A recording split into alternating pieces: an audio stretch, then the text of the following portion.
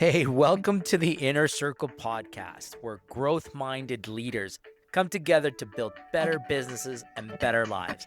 I'm your host, Hector Alvarado. Here, we don't do theory, we share real lessons, real systems, and real strategies you can use right away.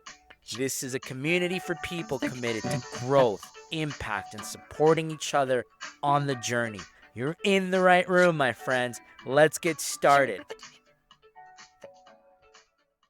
Today is part two of a four-part leadership series. Today, the subject is building trust and psychological safety. Say that 3 times fast. And that's a big word for a guy like me. I don't know if I can, I don't know if I can even spell that word, but psychological safety, that's great. You know, Hector, when I was getting ready to sit on a leadership panel or on a panel on Tuesday, 2 days ago, four of us on the panel, a business meeting. I was the guy they brought in on the leadership subject. So I was thinking, man, Hector would be proud of me. I came across this quote as I was preparing some that came from some old notes. Hector, you tell me what you think of this. Willie, I'd like you to chime in on this maybe as well as like, and then I'm going to turn it over to Hector. But it says this: effective leadership is the ultimate key in the business world. It's also the only key that unlocks doors in people's lives. No business, no organization, no department or team can progress and grow without leadership. In the final analysis, leadership from a standpoint of service is the only real advantage one organization has over another in a competitive society. That is so powerful Isn't and it? so true. And it's such a nice tie into our topic today, Alan, because it builds off of trust. And when you really break down leadership, the real meaning underneath all those layers that we call leadership is trust. And before I get into my topic today, I want to share a story about trust, and how it impacted me in my journey, to be a leader in my field. And I started, as many of you know, my career with PepsiCo, and I was given an opportunity as a young kid, really coming out of my second year of university. I hadn't even finished university, and was given an opportunity to join PepsiCo in a coordinator position. And this individual, I'll never forget his name.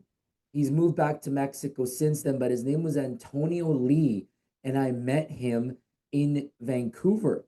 And this guy was such a believer of people that he entrusted on me responsibilities that I was not ready for. Clearly, I was like, a snot-nosed kid coming out of university, and he allowed me to gain insight into really director level type roles that I had no business being in those meetings, but he believed in me to put me in those positions. And that allowed me to have confidence and to trust in myself.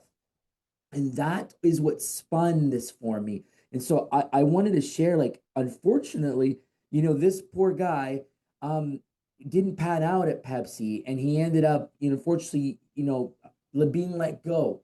But it was the first day, and I'll share, it's not the only day, but the first day that I closed the doors to my office and had to cry at work.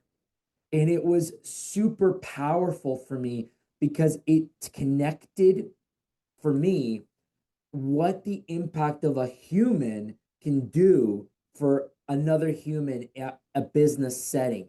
I was down because this guy trusted me. He literally trusted so many people in the organization, and he was amazing at building people. He wasn't so good at, unfortunately, delivering results, which ended up being his undermines. But nonetheless, he was great with people, and that is what the topic today is all about. And it's about trust, right? And it's about psychological safety, because a lot of people think these are soft topics, and so I'm going to get that out of the way now. These are not soft topics. These are certainly not HR topics. So I don't want this to get confused with that. And this is not about lowering your standards because you have to be nicer or be some sort of politically correct way around people. This is not about PC stuff. This is about performance topics. Okay. This is because if you don't let your people speak up early, guess what shows up late? Problems. Problems will show up late. And if your people don't feel safe telling the truth, guess what, man? You don't have alignment. You have a very strong silent risk of something going sideways in your company and in your team. Because unfortunately, most leaders misunderstand this. They think that psychological safety means being nice. How many times have I heard it from people that they're just trying to be the nice guy at work?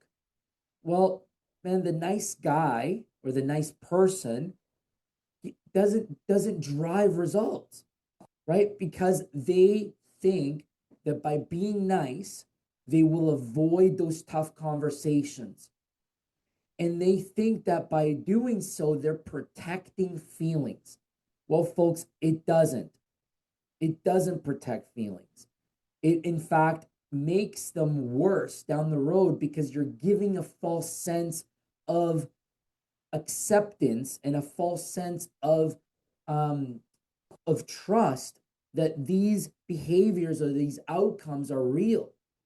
And so what real psychological safety means is that people feel safe telling the truth without any fear of retaliation, embarrassment, or ego-driven action. Because when that exists, execution speeds up. And what I mean by this is like people will hide the reason something went wrong. They'll hide it because they don't feel safe in saying, man, like this process doesn't work. Like, sorry to tell you, Bob, but your process that you've outlined is garbage. It doesn't work. In fact, what it does is it bottlenecks us here and it causes us to miss on that goal or that KPI that you want us to hit. And I'm sorry, folks, but I was out of town this week and I'm losing my voice. So if it starts to crack, I apologize in advance. All right. Patrick Lencioni taught us through his books that the absence of trust is the first and foremost dangerous dysfunction of a team. Now, why do you think that is? Well, because if trust is missing, people hold back. They avoid conflict. They protect themselves, number one, and they don't commit fully, right? And so that's such a key concept because when that happens, the leaders become confused as to where their priorities should be. They'll say to me, and I've heard this, and I'm sure Willie has too, they'll say, man, my people agree in meetings, but then nothing changes. Who's lived that? You go into a meeting, everybody agree, yeah, you got it, yes. You step out of the room, nothing gets done. So then you think like, what happened? I thought we all agreed on this. Well, that's not agreement. That's one of the biggest misconception. That's not agreement. They just agree to you to your face, but behind closed doors, they're like, you're nuts. So what has happened is that you don't have trust because when you have trust, then you get real commitment. So let's talk about that a little bit further, right? I've experienced in my early days where I had that scenario happen to me. And I needed to go back to those people and just say, listen, like you just told me that you agreed. What is it that's preventing you from taking action? And I remember this one person came to me and she said, listen, like I believe that it'll work, but what you're asking us to do will actually add more constraints to this process. And this is the extra work that it's going to add by you asking us to do this. And I'm like, okay, let's break it down. And this all stemmed from a warehouse distribution process that I was trying to implement. I wanted to move some freight located at a certain point because I thought it was a fast mover and I wanted it positioned at a certain point in the warehouse. She's like, by you putting it here, you're actually exposing it to higher traffic that's going to damage that product. It cannot be housed here. I get it. You want it to be moved fast, but the value of that product is a lot greater. It should actually be positioned over here. So you're bottlenecking it. When you put it here, you're adding more cost. We don't agree with you with what you're asking. And I'm like, great. Now, why didn't you say that in the meeting? Like, why didn't you tell me? Why didn't you say that then? We're like, we didn't want to override you. We think that you're the leader. I'm like, no, that's the last time that I want you to act that way. If you don't agree with what we're implementing, I want you to say it. I want you to talk about it so that we actually like implement what you see, because you're in the front lines. You get it before I get it. They're like, okay, cool. So step one, get people to talk. But importantly, step two is you better be ready to listen when they talk. Because if you aren't listening, it's not going to work. People aren't going to stop. They're going to stop talking, right? So let's talk about listening. So Jocko Willikins, as you guys know, I love his books. And he says something that most leaders don't want to hear.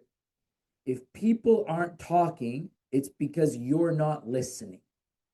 Most leaders think they listen, but what they actually do is wait to respond. So listening is not interrupting. It's not defending your view. It's not explaining your view. And it's certainly not justifying your view. Listening is shutting up long enough to understand what's really happening. That means that you're actually listening and processing what those individuals are saying. Because the people closest to the work, like my previous example, they're the ones that know where the problem really lives. So you should be able to let them explain it. And I'll give you a real life example that we had at Willie's Trucking. Excuse me. In the early turnarounds, I love to go back to our stories because they were so real and they were so powerful, but we had missed expectations. Like I said, we had customer frustrations. We had all these internal operational breakdowns. And the leadership team thought we knew the problem. We literally did. We're like, oh, this is how we're going to fix it. But when we actually slowed things down and we listened to people, we heard from the dispatchers and we heard from drivers that their issue wasn't effort. It wasn't like, yeah, we need to work harder. We need to do this. We need to add more manpower. And they were like, no, it's not about effort.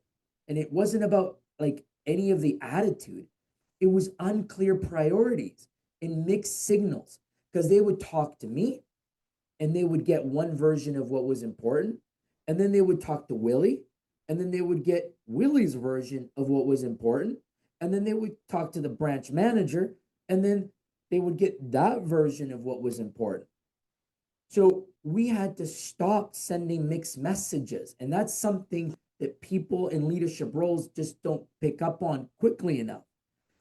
So it's clear that you have to start listening to the signals and listening to the messaging that we're delivering as teams.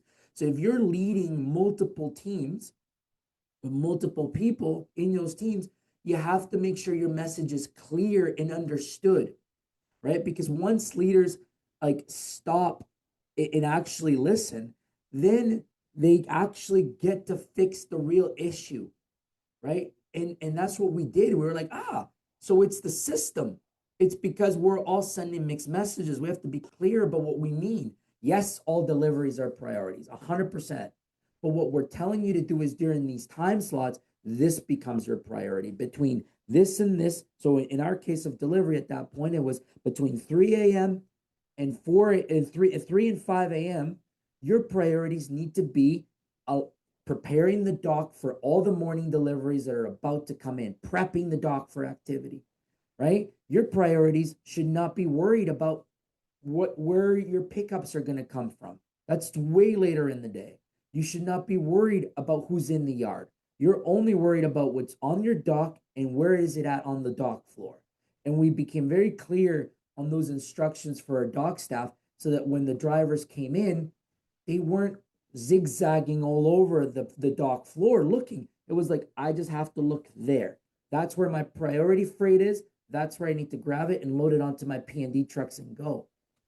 So, this only happened because people on our teams felt safe enough to speak about it honestly and tell us what was happening. Sun Tzu said, Treat your soldiers as your own sons, and they will follow you to the deepest valleys. Now, what does that mean? That this is not about softness.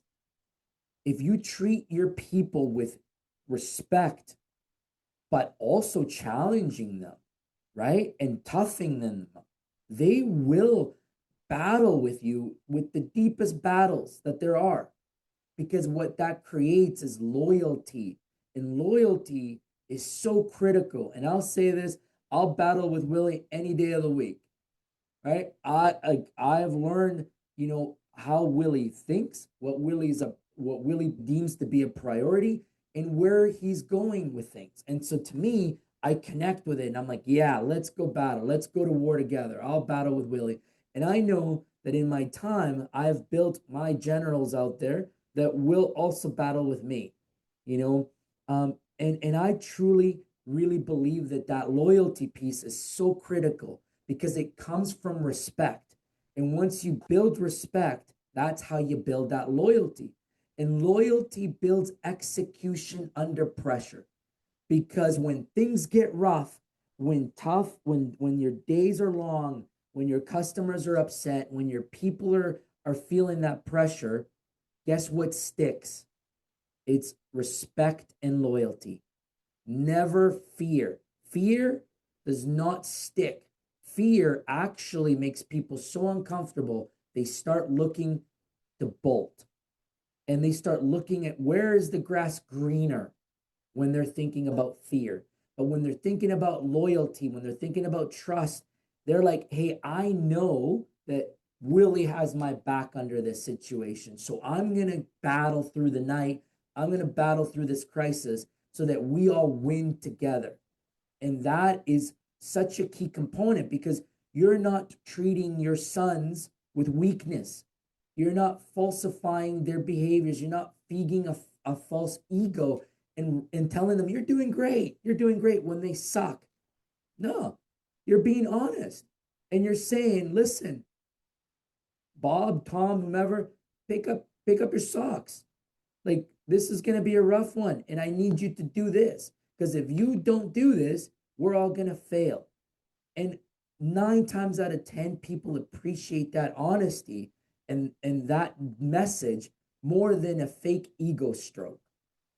Right? Because as we talk about appreciation, it's not that false praise inflation. I don't want to hear participation trophies, man. I hate them. I had my kid early on in his soccer camps early on when he was like 5, 6, and all the kids were getting these Tim Horton medals. I never gave him one. I was like, you don't get this. Like, you don't get this. We don't play that game in this house. You earn it and you win it, and then you get that real trophy because that's meaningful. You don't get a trophy for showing up. You get a trophy for actually being the MVP and winning the game, right? And that's the same concept we have to bring to work. Appreciation is reinforcing the behaviors that you want repeated. I don't want people coming in late. I don't want half-ass effort. I want that real effort. I want people showing up and driving results. And that is how you're going to motivate people the right way. If I see you coming in and doing the right things, man, I'm going to thank you. I'm going to go above and beyond. I have been known to pay for people's vacations. I have been known to go above and beyond that what needs to be because I want to really praise them. I want to really show them that I value them and that I appreciate them. And I have been known, and I don't hesitate to tell my teammates that, man, I appreciate you. I love you. I love what you're doing here. Right. And that comes from the heart because I really do appreciate it. Now, at the same time, I don't hold back telling them when they need to go, when it's time to, to walk down that plank. Right. I certainly don't shy off of that because to me, it's so important to hit on this. And most leaders miss the mark. They forget that unrecognized effort becomes disengagement. And so they don't focus on engaging people. And that's when they they quit. People just quit on them first. People will quit on the leader before they quit on a company. And that is so important for all of us to understand that.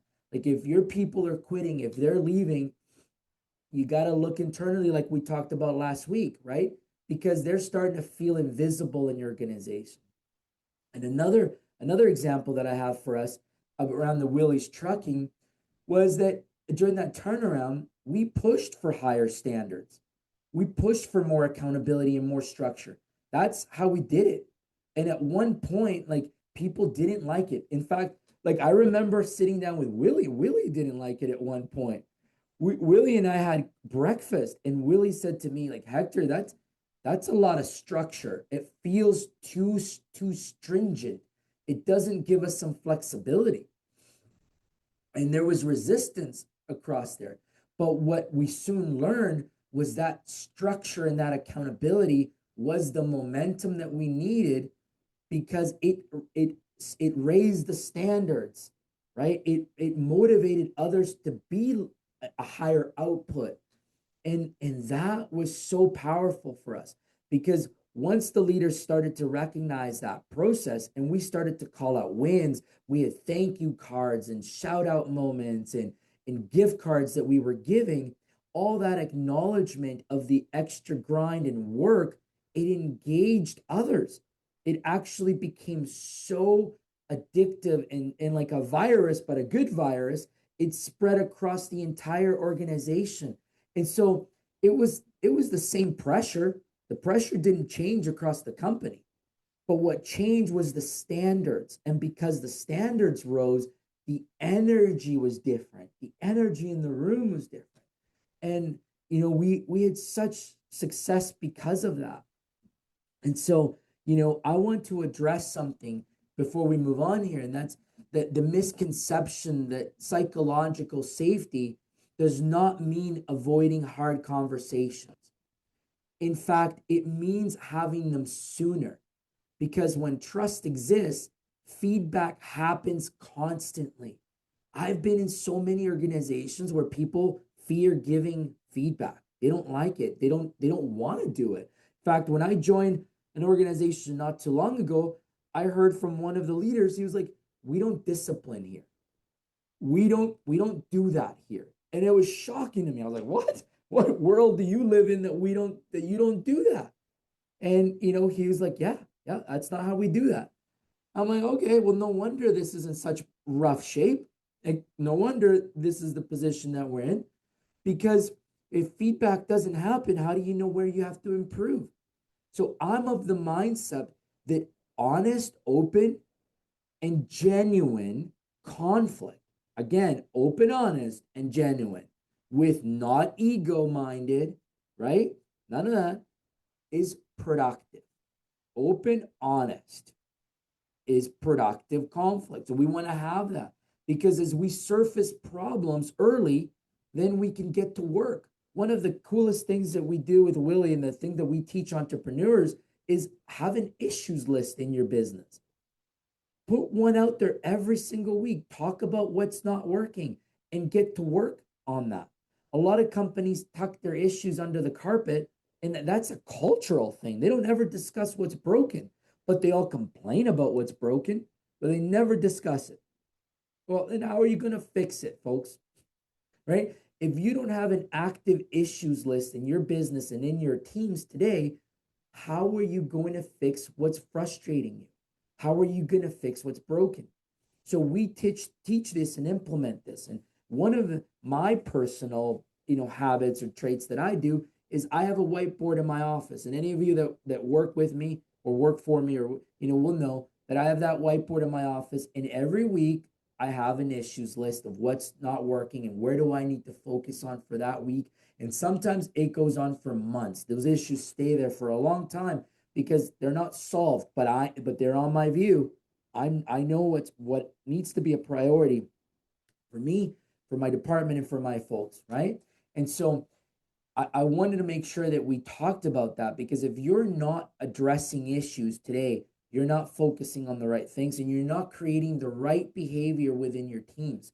And again, Lindsay, when it taught us that when healthy teams fight, they debate, and they challenge each other, they can't get to a point that they earn respect, and they can do this without ego. So healthy teams can have conflict. They can have honest discussions. We call this synergy. You're pulling with different, different angles to get you to an outcome that you both are on the same page about. You're all wanting to win. You're just, seeing it from different views. The key to do that is to do it with respect. And again, I'll say that without egos, because when you get egos in the mix, then that's when it becomes super unhealthy and really not something that you want in your business or within your teams. Okay.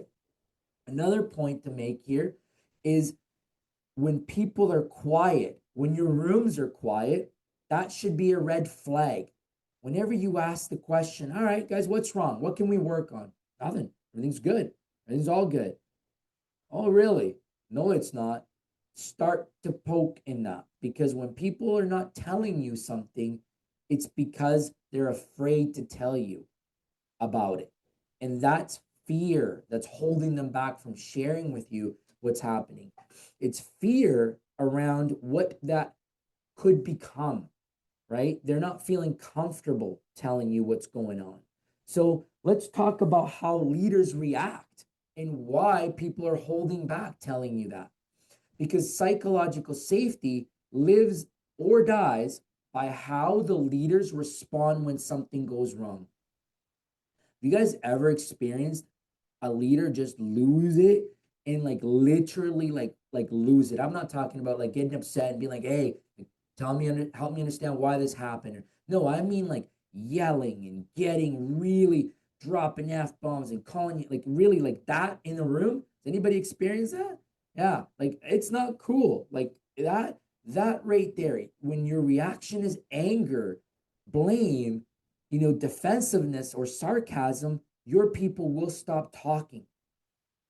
Naturally, it will happen. They will shut down and they will avoid speaking about that to you again.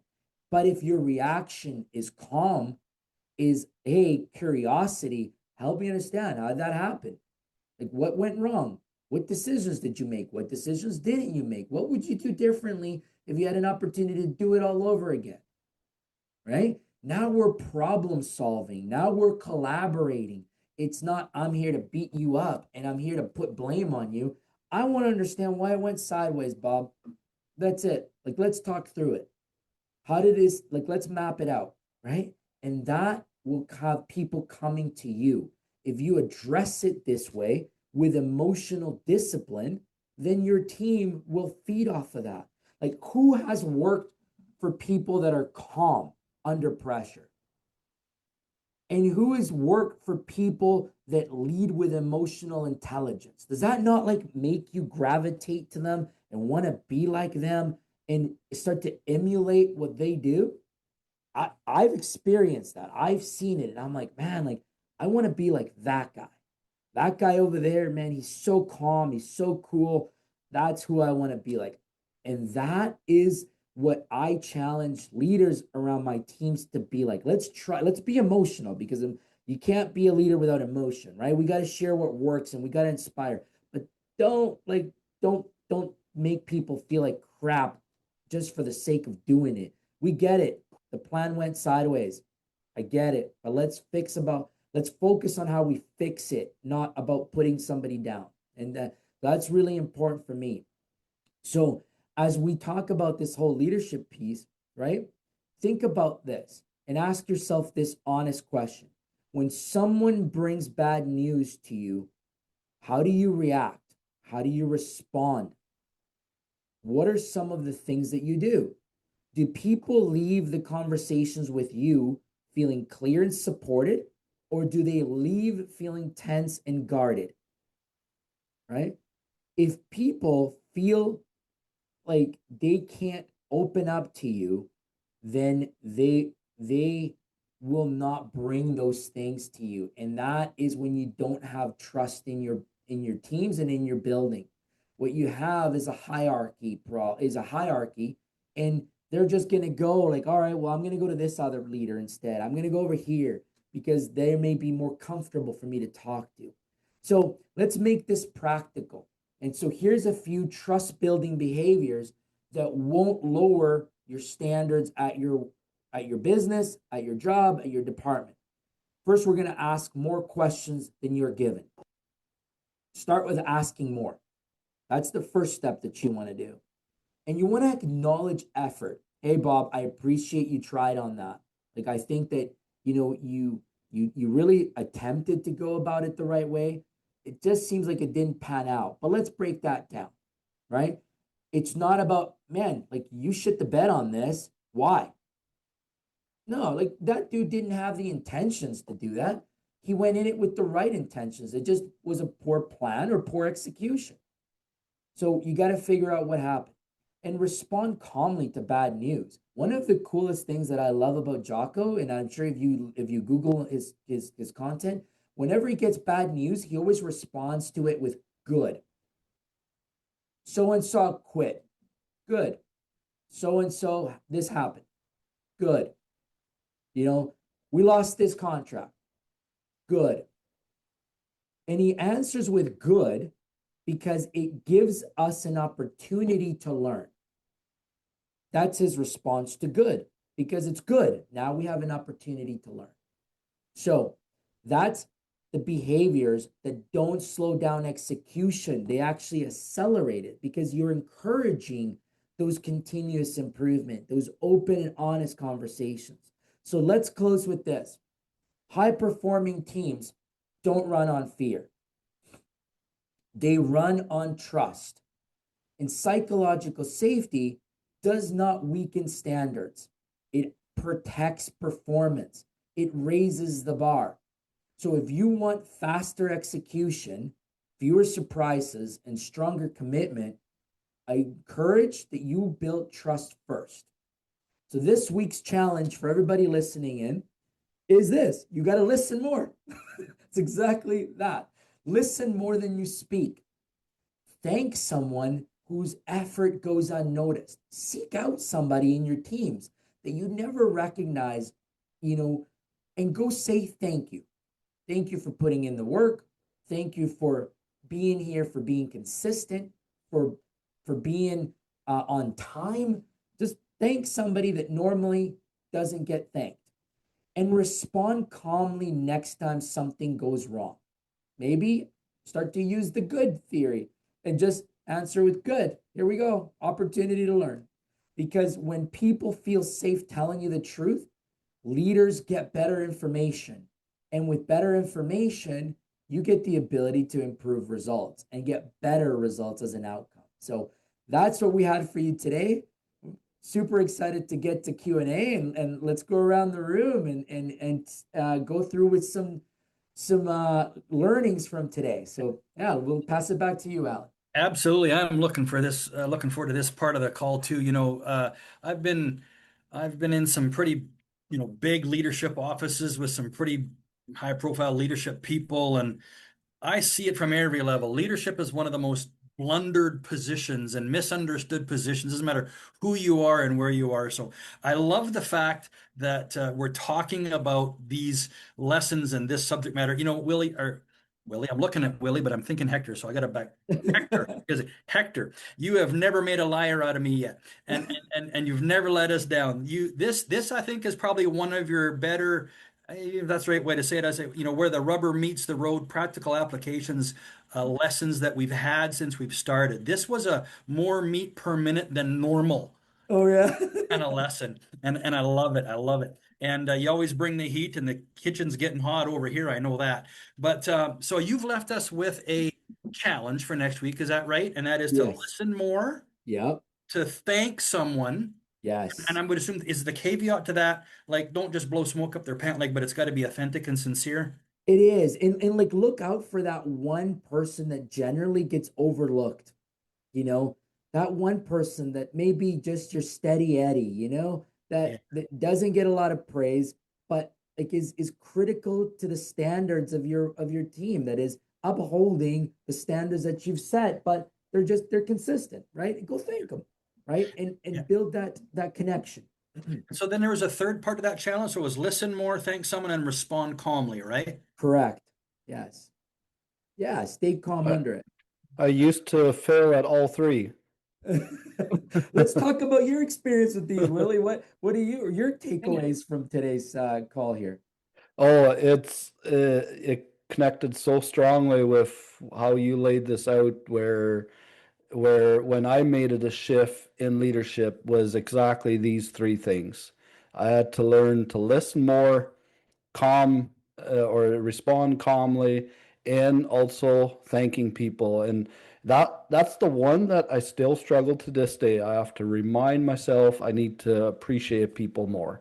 And I know you do it so well. I was always admired how you could do a meeting and then point out something that somebody did, and just, yeah, even just a little thing, and how special a person feels when they're getting appreciated for something. And that's the part I'm still working on. Yeah, no, thanks, Willie. And it's important because everybody grinds, everybody does hard work and they feel the pressure, right? But a quick shout out, and what I love about our compass structure is that it has embedded in there that headline, right? And that opportunity Yeah. to call somebody out for the good stuff that they're doing week in and week out. Yeah. And when you started this call, you had me in tears Yeah. because what you talked about in your story of someone believing in you, what I instantly thought, that's the reason I have been able to be successful. The people that I had in my life that believed in me, that I could do something more than I ever thought I could do. And it started with my dad first, where he always said, "Oh, you can do this, no problem." Like he would always push me where it was like there was nothing impossible. And driving a tractor at 6 years old, and Right. whatever the Wow. case, I know. And and my mom would not believe so much in that, where she thought it was very dangerous. But no, my dad said you can do it. And but no, it was that. And then later on in life, it was one of my business partners that always said, "Oh, I know you'll figure it out. You can do it." And I always look back, it was the biggest pivoting points of my life, was somebody believing in me. Yeah. And And I'm a believer in that. And if I come across an individual that, the three pillars, hungry, humble, and smart, and they're an ideal team player, I want to make them believers in themselves. And I think it's so critical for team building and that dynamic, because somebody believed in me, just like somebody believed in you, Willie. And yeah, I want to pass that torch, right? And that's why we started this, because we that's right. believe in people. We want to help people. And that's why we started this OBS team and concept in the inner circle, so that we can help others grow and help others believe in themselves and overcome some of those week to week challenges as a community, right? And so that's what this was all about, and that psychological touch point and building trust. So yeah, that's cool. That's a wrap for today's episode of The Inner Circle. If something in today's conversation resonated, inspired you, or gave you a breakthrough, please share it with someone you care about.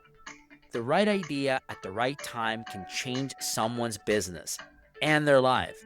So make sure you follow the show, leave a review, and stay connected with us, because this community is built on relationships, real support, and real growth together. Remember that clarity means nothing without action. So choose one insight from today, put it into motion this week, and notice the shift. Thank you for being part of this journey, for showing up for your growth, and for being part of the Inner Circle community. See you in the next episode, and let's keep growing together.